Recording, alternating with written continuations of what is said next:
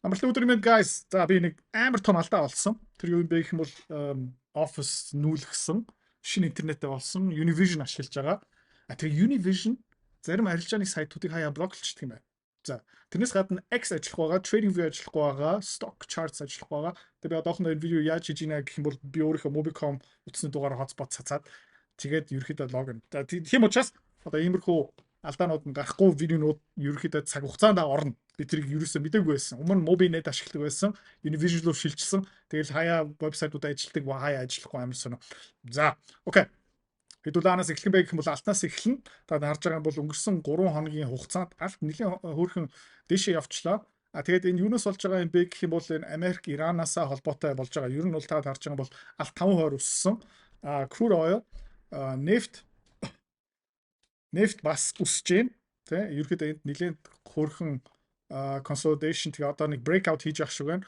Тэгээд юу харагдаж байна гэх юм бол нефтний хувьд 4 жилийн correction-ы үе одоо дуусгаад ах шиг байна. Та харж байгаа юм бол тэ Украины дайн эхлээд ерөөхдөө дэшээ явсан. Тэрнээс хойш ерөөхдөө доошоо явж байгаа. Тэгээд зах зээл юу ярьж байна гэх юм бол хэдүүлээ бас дахиад poly market руу орцгоё.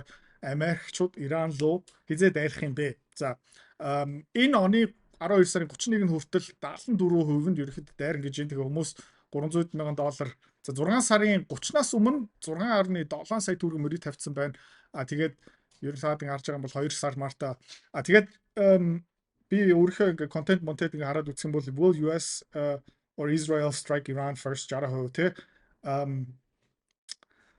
Тэгээ ер нь бол хөрөнгөний зах зээл юу хэлж байна? Шинжээч нар юу хэлж байна? Дайн man геополитикийн профессорууд шинжээч нар юу хэлж байна гэх юм бол Америкчууд баг баттай Иран руу дайрах юм байна. За Иран руу дайрна гэдэг чинь Strait of Hormuz хаагдана гэсэн үг, нефтний үн хааш нэг өснө гэсэн үг. За тэгээд энэ нефтний үн хаашийг хараад үзэх юм бол, алтны хаашийг хараад үзэх юм бол, за тэгээд нэмээд energy sector-ын ETF хараад үзэх юм бол, тийм ээ, аль хэдийнэ дотоод мэдээлэлтэй хүмүүс позициуд авцсан байна. Та харж байгаа юм бол XLE тэ 1 сарын 26 1 сарын 7-наас хойш 19% өссөн байгаа. Окей. Тэг яагаад тэгж байгаа юм бэ гэх юм бол тэ Америкийн тэгээд та мэдж байгаах нөгөө Дональд Трампын засгийн газар дотор иргэн тойрны хүмүүс бүгдээрээ арилж гэж байгаа. Окей. Улс төр геополитик юутай одоо холбогдсон бэ гэх юм бол тэр чигтээ өргөний зах зээлтэй холбогдсон байгаа. Тэгээд дотоод мэдээлэлтэй хүмүүс аль хэдийнэ позициудаа авж байгаа. Хувьцааны арилжаа хөрөнгө олт тий мөнгөөр мөнгө олох амар сонирхолтой байгаа ч тий. Гэхдээ амар хэцүү. Хэвч хүмүүс нь ерөөсөж чаддгүй. Ягаад чаддгүй юм бэ гэх юм бол ментор багш байхгүй. Community байхгүй. Одоо сайн сонсоорой. Тий. Би school community нээсэн. Тэн дээр юу зааж байгаа юм бэ гэх юм бол энэ толгоонд байгаа хөрөнгө олтын бүх чадвараар чамтай хуваалцаж байгаа. Тэрнээс гадна би ямар хувьцаа хизээ ямар ханшаар хэдэн хуваар авж байгаа юм бэ тэн дээр ил тавигдсан байгаа. Чи нөгөө дүр аж бол. За. Манай community-ээр нэгдсэн хүмүүс одоо 1 сарын байдлаар доллараар тий ойролцоо 50-60% өгөөж аль хэдийн авцсан байгаа. За, чи миний энэ чадварыг сурмаар байгаа юм бол энэ видеоны эцэст тий манаар автна чам дэлгэн мэдээлэл өгнө. Тэгээд school community дотор уулзъя. За, тэгээд хэдүүлээ бас хэдэн зэвсгийн компаниудыг хараад үзье. Lockheed Martin Corporation юу болж байна? Pogent гэж байна. За, Raytheon хараадах. За, Raytheon Class A. Raytheon-ы хувьцаа дэшээ Pogent гэж байна. Boeing харцгаая. Boeing Corporation хувьцаа харъя. Яг бас дэшээ явж байна. Тэгээд эндээс юу харагдж байна гэх юм бол хөрөнгөний зах зээл аль хэдийн хөдлөөд эхэлсэн зэвсгийн компаниудын хувьцаа өсөж байгаа. Energy одоо эрчим хүчний хувьцаанууд ETF-д өсөж байна. Яг гэх юм бол Иран тэр хаваар дайн эхэлчих юм бол Израиль бөмбөгдүүлнэ. Тэгээ геополитикийн нэлийн докторгүй байдал үүснэ. За тэр Middle East тэр Арабын тэр хэсэгт тэ дайн эхэлнэ гэдэг чинь аимшигын юм болно. За нэмээд өнгөрсөн 5 дахад ерөөхдөө нэг хэд хэдэн юм маш тодорхой болж байна. Тэр юу юм бэ гэх юм бол ерөөхдөө хөрөнгөний зах зээл унаад эхэлж байна. Би өмнө бас зөндөө хэлж ирсэн. Ер нь бол энэ төвшин за энэ нэг resistance level байна. Энэ нэг resistance level байна. Тэгээ энэ нэг support level байна. Тэгээд энэний дээгүүр гарч чадаагүй, энэний дээгүүр дахиад гарч чадаагүй, энэ төвшнөө барьж чадаагүй яг өчтөр жоохон өсөлт гаргасан. Гэхдээ энэ ерөөхдөө хаашаа зааж байгаа юм бэ гэх юм бол moving average бол down. Тэгээ 200 хоногийн moving average-аас ингээд доошо явчихна. Тэгээд энэ юу харагдаж байна гэх юм бол тэ Magnificent 7 бас ингээд хараад үзэх юм бол Ер нь бол энэ зах зээл хаашаа явж байгаа юм бэ гэвэл саяхан 200 day moving average дээр жоохон support авч чадсан. Гэхдээ дор хаяж энэ уналтын extension гаргаад үзэх юм бол ерөөдөө 0.6 руу хүрсэн байгаа. Тийм учраас энэ 59 руу хүрэх магадлал бол маш өндөртэй. Тэгээ удахгүй Беньямин Нетаньяху Израилийн ерөнхий сайд саяхан Америк руу явсан. Яагаад явсан юм бэ гэх юм бол ойлгомжтой. Өмнө бас Америк руу явж исэн. Тэгээ Америк руу явсныхан дараа Дональд Трамп юу хийсэн бэ гэх юм бол Ираны бөмбөгцөн. За тэгээд Иран юу гэж хэлсэн бэ гэх юм бол окей ойлгож байна. Бид нэр ерөнхийдөө тийм юм боли ерөнхийдөө эвтэй найртай байя гэсэн. Гэхдээ дараагийн удаа та бид нарыг бөмбөгдөх юм бол бид нар хариу барина шүү гэсэн байгаа. Тэгээд иранчууд энэ дээр нэг тоглоом тоглох байгаа. Тэгээ миний хувьд бол энэ юутай адилхан санагдж байна гэх юм бол 2011 онд Hillary Clinton тэгээ Марко Рубиогийн албан тушаалтай барьж явах үедээ тухайд Обама ерөнхийлөгч байх үедээ яг адилхан шалтгаануудыг хэлж ярьж Либия улсыг Гаддафиг устгасан алсан. Юу хэлсэн бэ гэх юм бол Либд залуу хүмүүс эрх чөлөөгийн араас нь явж байгаа хүмүүс тэмцэж гин, жигсэж гин. Тэгээд Либия Гаддафигийн засаг газар тэр хүмүүсийг хорж гин, алж гин, алга болгож гин, тэдний эрх чөлөөг хүндлэхгүй байна, эмэгтэйчүүд бла бла бла. Тийм учраас бид нэр юу хийх ёстой юм бэ гэх юм бол шудраг үсийг нэвтрүүлэх ёстой, эрх чөлөө бла бла бла. Тэгээд пропаганда бол яг адилхан. Окей, яг адилхан. За өмнө тэгээ бас Сириаг бөмбөгтөө Асадыг устгахтаа яг адилхан залуу хүмүүс нь тэгээд ер нь бол одоо олон нийтийн сүлжээгээр Fox News янз бүрийн Америкийн пропагандагаар явж байгаа мэдээлүүд нь бүгдээр яг адилхан.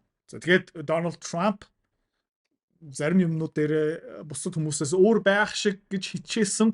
Гэхдээ Donald Trump бас тэдний керманд орцсон байна, ойлгомжтой. Тэгээд юу эхлэхэд байна гэх юм бол одоо тэр Ираны дэргэд 2 томоохон carrier fleet байгаа. Тэгээд өмнө би бас хэлжсэн. Өмнө Венезуелагийн дэргэд баахан усан онгоц, байлдааны онгоц carrier fleet гих мэтчлэн байршуулсан. Тэгээд зүгээр тоглоом маягаар тийм олон онгоц зэвсэг нүүлэгдэх байхгүй яа гэх юм бол өвтөг өндөртэй. За. Тэгээд ерөөхдөө яагаад Иран, Middle East-д баахан тийм онгоц монгос ингээд бэлтэж байгаа юм бэ гэх юм бол ойлгомжтой. Гэхдээ өнгөрсөн жилийн тэг 100 Израиль Иран хоорондоо алдсаж явах үедээ тэр дайн дууссныхын дараа тэр маргаан дууссныхын дараа юу болсон бэ гэх юм бол Хятадууд, Оросууд тэг онгоц тэг тээврийн онгоц тээвэр вагонороо юу нийлүүлсэн бэ гэх юм бол зэвсэг нийлүүлсэн. За тэгээ одоо юу бол магадaltaй юм бэ гэх юм бол Иранчууд ер нь бол одоо бэлэн тэг Америкчууд өөрөөхөө бэлэн гэж бодож байгаа. Тэгээд нэг сонирхолтой түүх давтагдаад ах шиг байна. За тэгээд энэ дайн эхэлчих юм бол тэгээд нефтний үн ханш тэгээд дээшээ яваад эхлэх юм бол энээс хин баларч эхлэх юм бэ гэх юм бол Япон баларч эхлэн, Европ хамгийн гол нь амар баларч эхлэн. За тэгээд хэдүүлээ бас DAX харцгаа энэ юу гэх юм бэ? Deutsche Aktienindex, Германы хувьцааны индекс одоохондоо бол bullish chart дотор явж байгаа. Гэхдээ ерөөд амар эмзэг яг магадaltaй юм бэ гэх юм бол энэ шууд өнгөрсөн жил бас адилхан ийм bullish явж ийсэн тэр худалдааны дан ихсэнсэн ингээд навс унсан. За Францын CAC 40 хараад үзэх юм бол тэ ерөөдөө бас эмзэг энэ ингээд дэш явж байхдаа тэгээд 4 сарын 2 навс унсан. Английн FTSE 100 Английн том индекс хараад үзэх юм бол бас ингээд дэш явж байгаа. Гэхдээ одоо дайн гараад эхлээд нефтний үн ханш эрчим хүч газны үн өсөөр явчих юм бол хэний эдийн засаг амар том цохилт авах юм бэ гэх юм бол Европ төр чигтээ тэрний дараа Аз, Хятад тэгээд Япон тэгээд юу бол магадaltaй юм бэ гэх юм бол эдийн засгийн хямрал жигнэсээ эхэлж магадгүй. За тэгээд хэдүүлээ Nikkei индексийг харцгаая. Ер нь бол тэг бас нэг flag үсэт энэ bull flag юм уу bear flag юм уу Японы индекс бас Солонгосын индекс өнгөрсөн жилийн хугацаанд юунаас амар benefit авч чадсан бэ гэх юм бол хиймэл ойхоны өсөлтөөс ерөөдөө нэлээд их хожиж авсан. Гэхдээ хэдүүлээ QQQ хараад үзэх юм бол ерөөдөө breakdown да маш ойрхон байна. S&P 500 хараад үзэх юм бол бас ерөөдөө 50 day moving average-ийн доогоор ингэ явж байна. IWM жоохон өөр тий. За ганцхан хүчтэй явж байгаа Dow Jones яг гэх юм бол хамгаалалт. Тэгээд алтны үн ханш энэс болж өсөж байгаа. За тэгээд ерөөдөө иймэрхүү геополитикийн эрсдлүүд байгаа учраас хэдүүлээ эх 7 хоногт нэлээд cash руу орно шүү. Яг гэх юм бол Энэ үед нэг сүртэй ашиг машиг өгөөж эрсдлийн араас нь ерөөхдөө явах ерөөсөө хэрэггүй. Магадгүй нэг жоохон Nvidia үлдээчи, алтны олборлолтын компаниудыг жоохон багасгачи, Micron-ы хувьд бас жоохон багасгачи. Тэгээд ямар позиц үлдэх юм бэ гэх юм бол хэдүүлээ бас Америкийн засгийн газрын бондыг харцгаая. TLT тэ ерөөхдөө жоохон дэш явах гэдэг байна. Treasuries манай ZT позиц ер нь бол тэ flag-лж Jain ер нь бол энэ resistance-ыг нэлээд олон удаа 1 2 3 4 5 удаа тогшсон.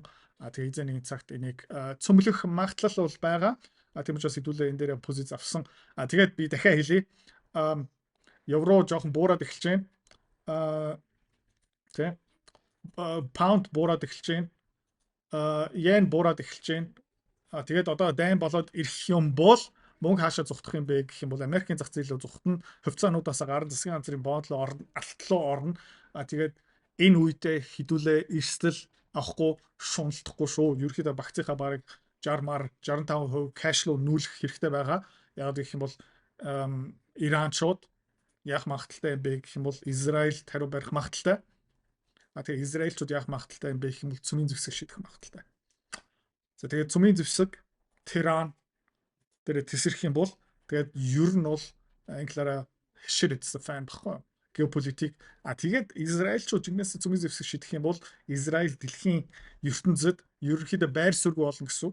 Арабчууд одоо Шиа Сүни гэсэн ерөнхийдөө муслимчууд хоёр хуваагдсан байгаа. Гэхдээ нэг муслим орн дээр еврейчууд цөмийн зэвсэг шийдэх юм бол тэгээд тэр Middle East тэр хаваар бүр зүгээр дил бий явна. Тэгээд дил бий явах юм бол Катар, Кувейт, Сауди Араб, нефт, газ дэлхийд даяар нийлүүлдэг гэх мэтчлэн Strait of Hormuz-аар дамжаад дэлхийн худалдаа тээвэр явдаг. Суэц канал Египтэд бас ерөөхдөө нэлээд томоохон худалдааны урсгал гэсэн үг.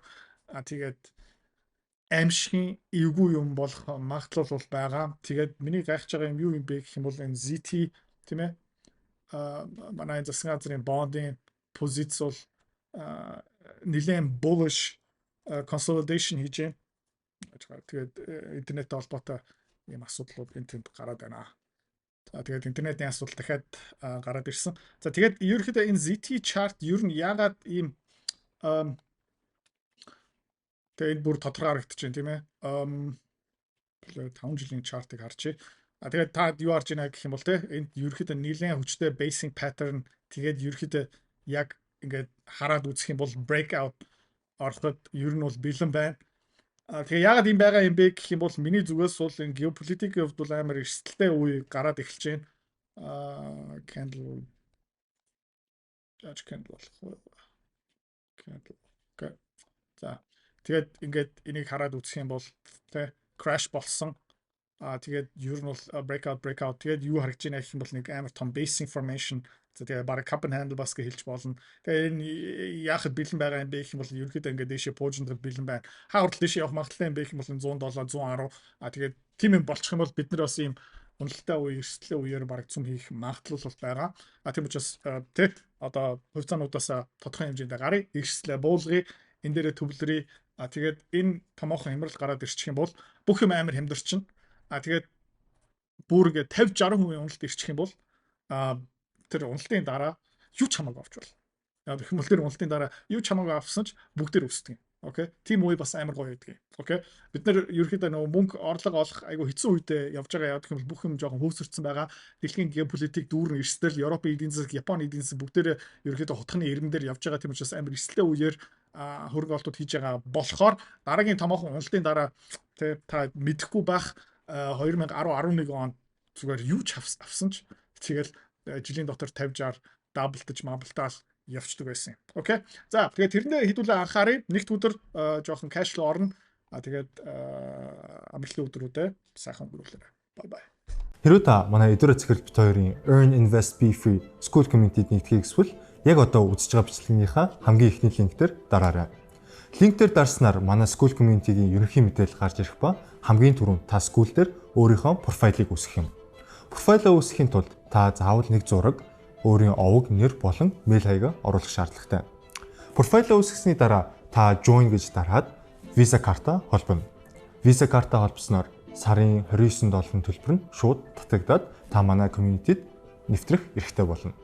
Манай community-д орж ирснээр юу байгаа юм бэ гэвэл одоо аль хэдийн 10 компанийн үнэлгээ, түүний Excel файл, давтамжтай ордог зах зээлийн шинжилгээ, судалгаа болон анхан шатны бүх суурь мэдээллүүд орсон байгаа. Мөн та надтай холбогдоод бүх зүйлээ асуух боломжтой. Хэрвээ танд сонирхолтой санагдчих байвал манай community-д нэгдээрэй.